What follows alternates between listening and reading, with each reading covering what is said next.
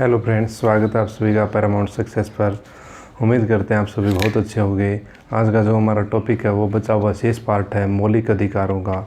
हमने 4 अधिकारों का पहले अध्ययन कर लिया दोस्तों। उम्मीद करते हैं आप सभी को वो अधिकार अच्छे से आ गए होंगे, कोई भी क्वेश्चन आपका शेष नहीं बचेगा दोस्तों। तो जो आज हमारा 5वां अधिकार है, आज हम उसके बारे में जानते हैं कि संविधान में 5वें अधिकार के बारे में कैसे बताया गया और एग्ज़ाम में कैसे इंपॉर्टेंट क्वेश्चन इस अधिकार से आते हैं। तो ये है 5वां अधिकार, सांस्कृतिक एवं शिक्षा संबंधी अधिकार। इसका जो अनुच्छेद है वो 29 और 30। आप सभी जानते हो जो संस्कृति यानी कि जो संस्कृति है वो हर इंडिया में हर जगह पर हर स्टेट की अलग अलग संस्कृति है। तो जो आर्टिकल 29 है और जो 30 है इनमें क्या बताया गया है, संस्कृति हेतु ये जो संस्कृति जो शिक्षा संबंधी अधिकार है ये केवल अल्पसंख्यकों को दिया गया है। किनको? अल्पसंख्यकों, केवल अल्पसंख्यकों को।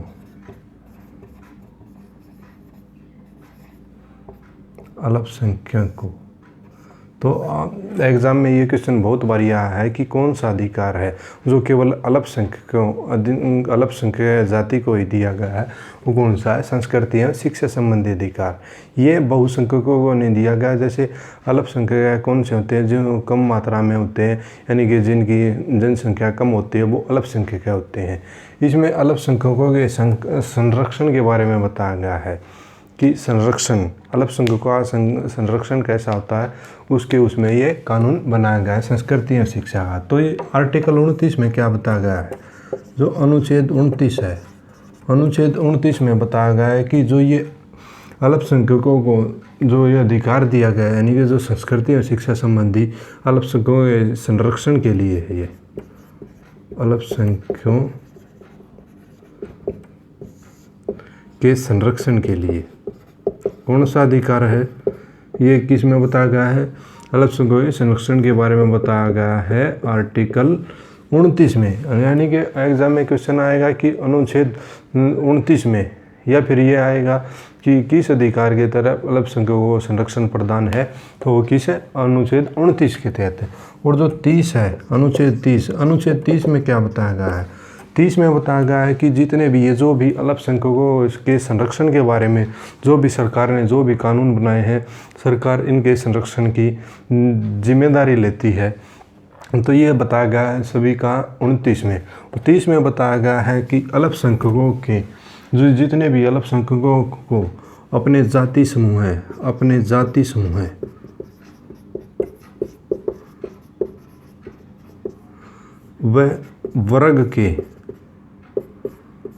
वह वर्गों के, यानी कि अपने जितने भी जाति समूह हैं और वर्ग हैं उनके विकास के लिए, अपने जाति समूह के विकास के लिए,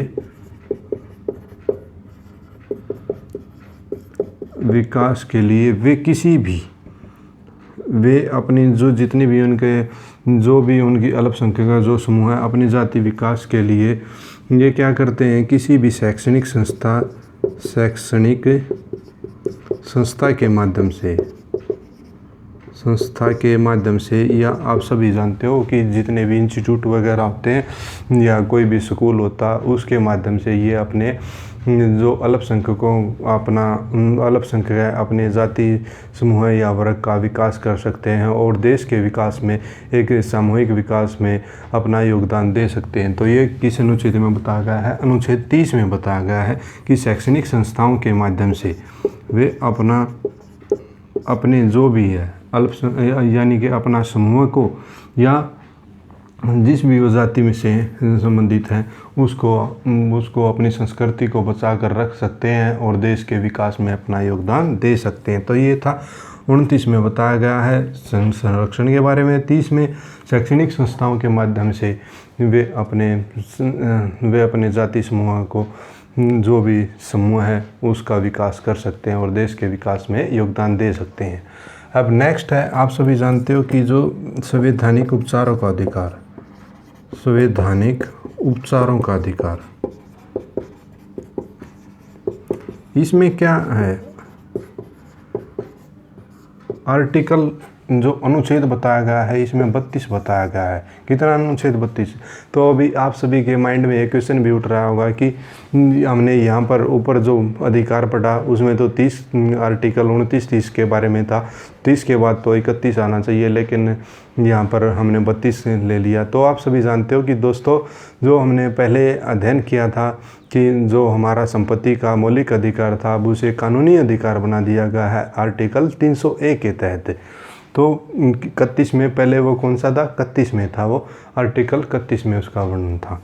तो इसमें क्या होता है, जो संवैधानिक उपचारों का अधिकार है, ऊपर लेके जितने भी जो भी हमने जो पहले वीडियो बनाई उनमें जितने भी हमारे अधिकार थे, समानता का अधिकार, स्वतंत्रता का, शोषण का अधिकार, धार्मिक स्वतंत्रता का अधिकार, ये सभी के सभी ये क्या थे, जितने भी अधिकार थे, और फिर ये हमारा जो संस्कृति एवं शिक्षा संबंधी अधिकार है, इन सभी अधिकारों में से अगर किसी भी अधिकार का हमें हनन लगता है कि हमारा हनन किया जा रहा है, चाहे कोई भी सरकार हो या कोई भी व्यक्ति हो, अगर हमसे हमारे अधिकारों को छीनने का प्रयास करता है तो हम डायरेक्ट क्या करते हैं, हम सुप्रीम कोर्ट और हाई कोर्ट में, सुप्रीम कोर्ट और हाई कोर्ट में इनके विरुद्ध याचिका दायर कर सकते हैं। क्या करते हैं, याचिका दायर कर सकते हैं।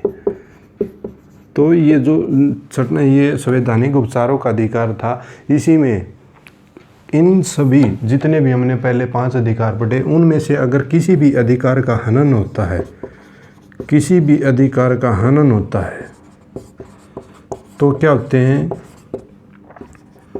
हनन होता है तो हम क्या करते हैं, हम सुप्रीम कोर्ट और हाई कोर्ट में याचिका दायर कर सकते हैं और उन सभी अधिकारों के संरक्षण के लिए जो हमारा अधिकार बनाया गया है संवैधानिक उपचारों का अधिकार, ये अनुच्छेद 32 में इसके बारे में बताया गया है। और जो आप सभी को भी पता होगा क्योंकि आप सभी ने पहले भी जो प्रस्तावना के बारे में भी पढ़ा है, तो क्या है जो संविधान, जो ये संवैधानिक उपचारों का अधिकार है, और ये एग्ज़ाम में बहुत बार ये क्वेश्चन पूछा गया है कि कौन सा अधिकार है, कौन से अधिकार को संविधान की हृदय और आत्मा कहा गया है। तो जो छठा अधिकार है संवैधानिक उपचारों का अधिकार, इसे संविधान की हृदय और आत्मा कहा गया है। और इसका कई बार अनुच्छेद भी पूछ लिया जाता है कि किस अनुच्छेद के तहत कि वो कौन सा अधिकार है, छठा संविधान का कौन सा अधिकार है जो संविधान की हृदय और आत्मा के नाम से जाना जाता है, कौन सा, ये अनुच्छेद 32 में इसके बारे में बताया गया है। तो अनुच्छेद 32 के बारे में जो ये हमने अभी आपको बताया कि संविधान की हृदय और आत्मा का, ये शब्द किसने कहे, डॉक्टर भीमराव अंबेडकर ने, डॉक्टर भीमराव अंबेडकर ने इस अधिकार को, संवैधानिक उपचारों के अधिकारों को क्या बताया, संविधान की हृदय और आत्मा, संविधान की हृदय और आत्मा,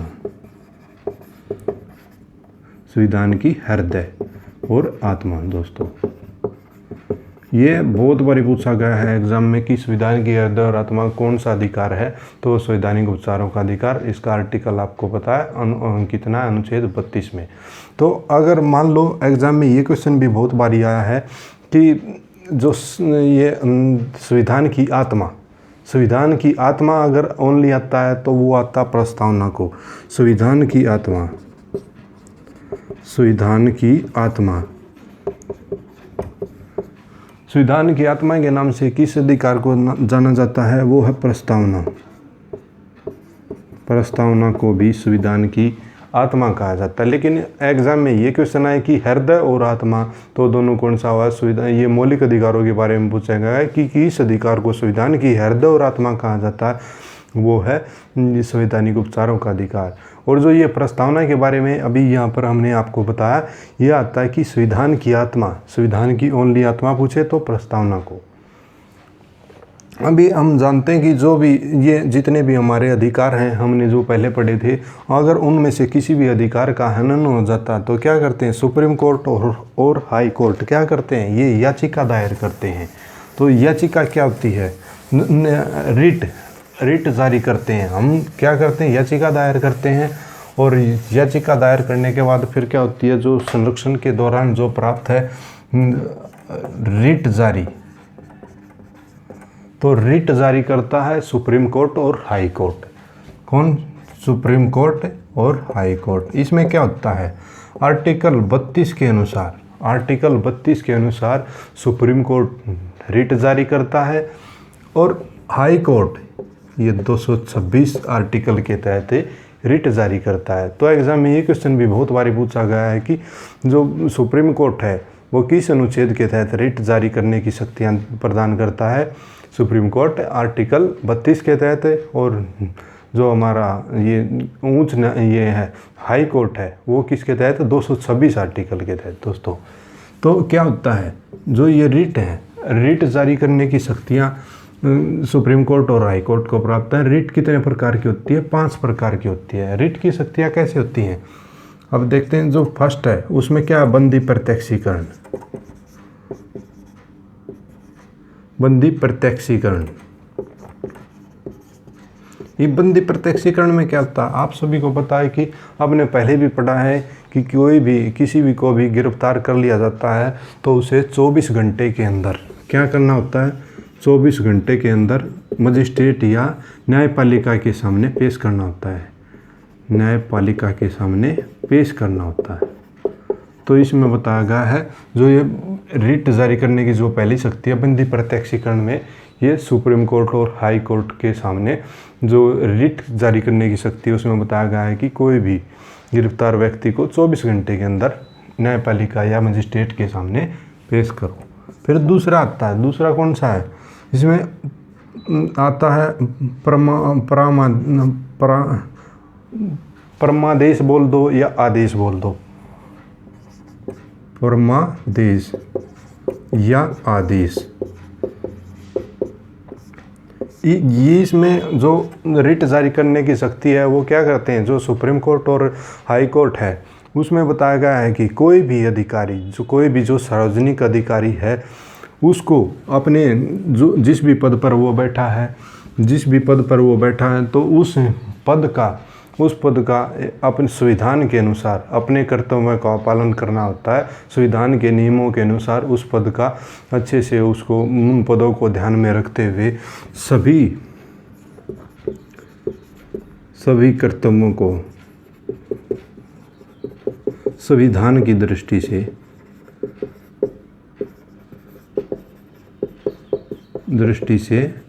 करने पर मजबूर किया जाता है। सभी कर्तव्यों को संविधान की दृष्टि से करने पर मजबूर किया जाता है। यानी कि कोई भी क्या होता है, कोई भी किसी भी पोस्ट पर बैठकर ये नहीं कर सकता, कोई भी अधिकारी बनने के बाद ओनली वो अधिकारी नहीं रह सकता। उसको भी जो भी कर्तव्य होते हैं कर्तव्यों का पालन संविधान की दृष्टि से करने पर उसे मजबूर किया जाता है। तो ये जो रिट जारी करने की शक्ति है परमादेश में बताया गया है। अब फिर आते हैं हम, आप सभी को पता है कि जो भी जैसे ये जितने भी अधिकार हैं ये कहाँ से लिए हैं हमने, ये कोई किसी देश से लिए हैं, कोई बाहरी देश से लिए हैं, तो कोई हमने, आप सभी को पता है कि जो भारत शासन अधिनियम था 1935 उसमें भी इसके बारे में बताया गया है। और अब जो तीसरी है रिट जारी करने की शक्ति वो कौन सी है, प्रतिषेध। प्रतिषेध में क्या होता है दोस्तों, प्रतिषेध में बताया गया है कि जो भी अगर कोई भी जैसे कोई भी कानून है या कोई भी मुकदमा है, प्रतिषेध की जो रिट जारी करने की जो शक्ति है वो सुप्रीम कोर्ट क्या करता है, सुप्रीम कोर्ट हाई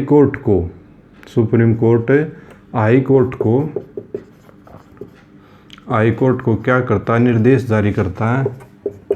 कैसे निर्देश, इसमें निर्देश दिया जाता है कि सुप्रीम कोर्ट कहता है कि कोई भी जो भी मुकदमा चल रहा है वो आपके अधिकार क्षेत्र से बाहर है तो आप इस कार्यों को न करें। तो जो अपना अधिकार क्षेत्र बनाया गया है उसमें क्या है, प्रतिषेध में उसके बारे में बताया गया है। ये तीसरी रिट जारी करने की शक्ति है ये सुप्रीम कोर्ट के पास। सुप्रीम कोर्ट हाई कोर्ट को निर्देश जारी करता है कि ये आपके अधिकार, ये कार्य आपके अधिकार क्षेत्र से बाहर है। अब फिर आते हैं फोर्थ कौन सी है, इसमें आती है उत्प्रेक्षा।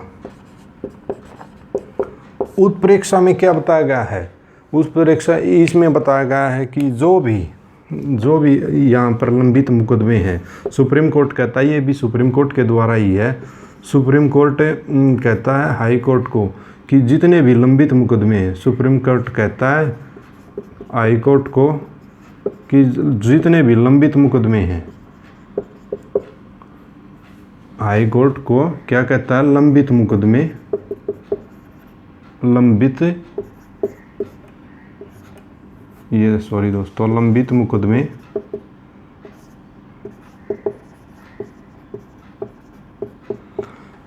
मुकदमे मेरे पास भेज दो। सुप्रीम कोर्ट कहता है हाई कोर्ट को कि जितने भी फिलहाल जो भी लंबित मुकदमा हो उसको मेरे पास भेज दो, मेरे पास भेज दो।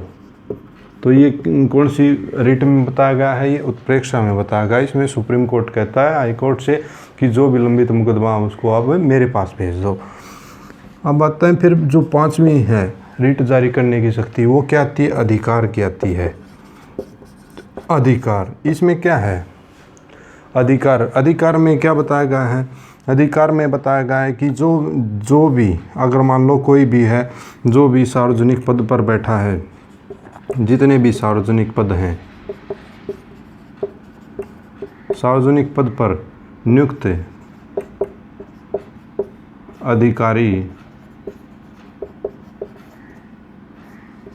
ये सार्वजनिक पद पर मान लो कोई भी किसी पद पर बैठा है, कोई किसी सार्वजनिक पद पर बैठा, तो उस पर वो उस पद तक कैसे पहुंचा, उस पद तक असंवैधानिक रूप से पहुंचा है ऐसे लगता है, तो ऐसे लगने में हम उसका ऊपर अधिकार की रिट जारी करता है सुप्रीम कोर्ट, और उस पर जितने भी जो भी कार्रवाई की जाती है उसको लिखित रूप में उससे अपनी परीक्षा देनी होती है। तो लिखित रूप में परीक्षा देनी पड़ेगी, जो भी अधिकारी होगा लिखित परीक्षा होगी, उसकी लिखित परीक्षा देनी होती है। अगर वो लिखित परीक्षा में क्या होता है, अगर उसके लिखित परीक्षा के रूप में उसे वो योग्य होता तो उसे उसके पद पर ऐसे ही बनाए रहने दिया जाता, नहीं तो उसका पद क्या अस्वीकृत कर दिया जाता है। तो ये बताया गया है अधिकार वाली जो रिट है ये सुप्रीम कोर्ट और हाई कोर्ट इसमें जारी करता है। इसमें क्या करता है, जो सुप्रीम कोर्ट होता है ये हाई कोर्ट को जारी करने का आदेश देता है, और जो हाई कोर्ट होता है ये डिस्ट्रिक्ट कोर्ट को जारी करने का आदेश देता है कि कोई भी ऐसी जो सार्वजनिक अधिकारी कोई भी पोस्ट है तो उस पर जो भी ये रिट जारी करनी है तो वो डिस्ट्रिक्ट से भी हो सकती है, हाई कोर्ट से भी और सुप्रीम कोर्ट से भी। तो ये हमारी 5 जो रिट जारी करने की जो भी शक्ति थी वो सुप्रीम कोर्ट और हाई कोर्ट दोनों के पास हैं। और आप सभी को पता है कि जो बंदी प्रत्यक्षीकरण में 24 घंटे में न्यायालय के सामने पेश करना, परमादेश में अपने सभी कर्तव्यों को संविधान की दृष्टि से जो भी अधिकारी होता है उसको अपने कर्तव्यों को मजबूरी से करना पड़ता है, यानी कि उसको कर्तव्यों को करने के लिए बाध्य किया जाता है। यह परमादेश में बताया गया। प्रतिषेध में बताया गया है कि सुप्रीम कोर्ट हाई कोर्ट को निर्देश जारी करता है कि ये जो भी कोई भी मुकदमा या कोई भी क्षेत्र जो उसके अधिकार क्षेत्र से बाहर है तो यानी कि वो सुप्रीम कोर्ट के पास होगा उसका अधिकार।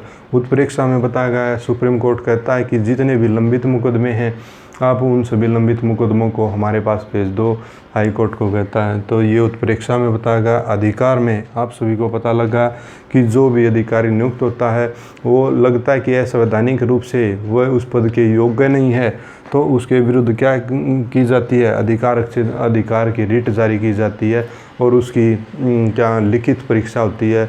लिखित परीक्षा में योग्य पाया जाता है तो उसको पद के लिए योग्य रखा जाता है, नहीं तो उसकी सदस्यता निरस्त कर दी जाती है। तो ये जो अधिकार है ये सुप्रीम कोर्ट हाई कोर्ट को भी दे रखा और हाई कोर्ट से डिस्ट्रिक्ट कोर्ट को भी दिया गया। ये हमारी रिट थी दोस्तों।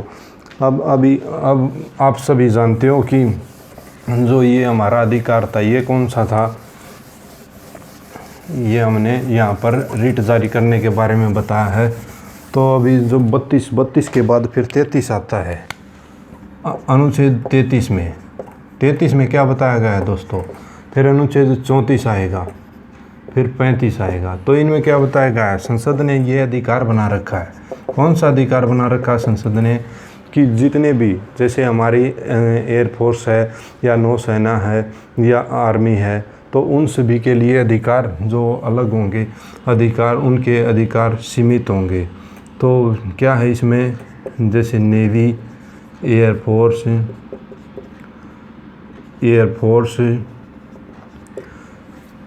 यानी कि या फिर नौसेना कौन सी भी हो अपनी, इन सभी के लिए जो जितने भी अधिकार दिए गए हैं वो सीमित मात्रा में होंगे।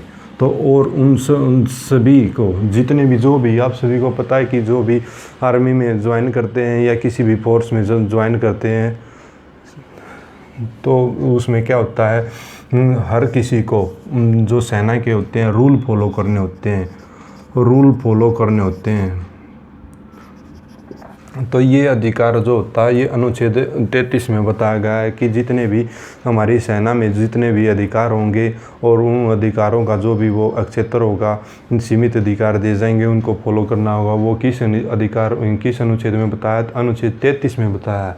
और 34 में क्या बताया गया है, इसमें संसद कानून बनाने की शक्ति देती है और ऐसे कानून बनाती है जो मार्शल लॉ होती है। संसद क्या करती है, मार्शल लॉ लाती है। और मार्शल लॉ के संबंध में आप सभी को पता है कि जितने भी जो भी हमारे अधिकार हैं उनमें से कुछ अधिकार हमारे अपने पास रख लिए जाते हैं और सीमित अधिकार दिए जाते हैं, सीमित अधिकार। तो एग्ज़ाम में ये क्वेश्चन भी आएगा कि वह कौन सा अनुच्छेद है जिसमें मार्शल लॉ के बारे में कुछ अधिकारों को अपने पास रख लिया जाता है। तो वो कौन सा है, अनुच्छेद 34 में बताया गया है दोस्तों, कि अनुच्छेद 34 में मार्शल लॉ के संबंध में। और फिर 35 में क्या होता है, 35 में भी वही है, जैसे जो भी अधिकार है हमने पीछे भी पढ़ा है कि जो हमारा संपत्ति का जो अधिकार था वो पहले मौलिक अधिकार था और फिर अब उसे कानूनी अधिकार बना दिया गया है कि संसद के पास वो सारी शक्तियां हैं जो किसी भी मौलिक अधिकार को क्या करते हैं, मौलिक अधिकार को अगर परिवर्तन करना पड़ते तो उसे कानूनी अधिकार बना दिया जाता है, कानूनी अधिकार। तो एग्ज़ाम में ये क्वेश्चन भी बहुत बारी पूछे जाते हैं कि किस अनुच्छेद के तहत मौलिक अधिकारों को कानूनी अधिकार के रूप में दर्शाया गया है। तो वो कौन सा अनुच्छेद है, वो अनुच्छेद 35 में बताया गया है। तो दोस्तों ये बहुत इंपॉर्टेंट क्वेश्चन है, क्योंकि अनुच्छेद 33 में क्या बताया गया है, जितने भी हमारी सेना में जो भी रूल होंगे उनको रूलों को फॉलो करना होगा। वो किस में, अनुच्छेद 33 में। फिर 34 में क्या बताया गया है, मार्शल लॉ के संबंध में कि मार्शल लॉ था उसमें कुछ अधिकारों का क्षेत्र सीमित कर दिया जाता है। फिर 35 में आप सभी को पता है कि जो हमारा संपत्ति का अधिकार था, मौलिक अधिकार था, उसे अब कानूनी अधिकार बना दिया गया वो 35 में। तो किसी भी मौलिक अधिकार को कानूनी अधिकार बनाया जाए तो वो कौन से अनुच्छेद में इसका वर्णन किया गया है, अनुच्छेद 35 में इसका वर्णन किया गया है। तो दोस्तों उम्मीद करते हैं आप सभी को हमारी वीडियो बहुत अच्छी लगी होगी। तो नेक्स्ट वीडियो में मिलते हैं। तो हमारी वीडियो को शेयर कीजिए, सब्सक्राइब कीजिए। थैंक यू दोस्तों, धन्यवाद।